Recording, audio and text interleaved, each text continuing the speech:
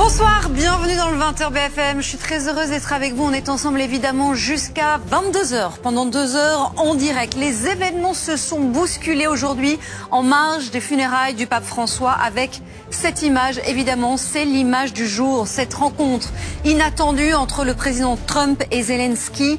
15 minutes de face à face sous les voûtes de la basilique Saint-Pierre. Cette image, cet échange peut-il faire évoluer le conflit? C'est évidemment toute la question et l'enjeu des prochaines heures. On va y revenir très longuement ce soir. On parlera aussi bien sûr quand même des funérailles du pape avec ces images qui ont marqué cette journée.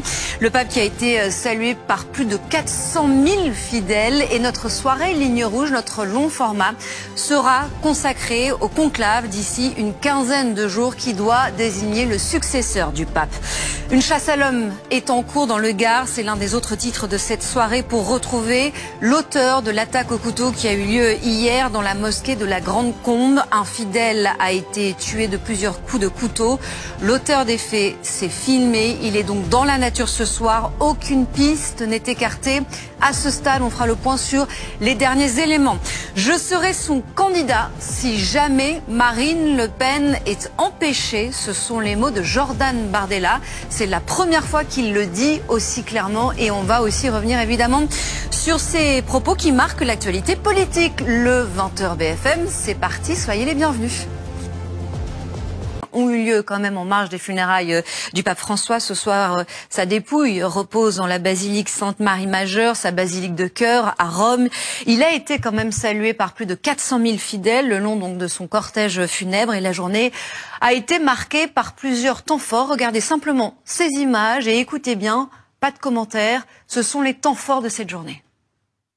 À Saint-Pierre, notre soirée Ligne Rouge va se plonger dans ce conclave.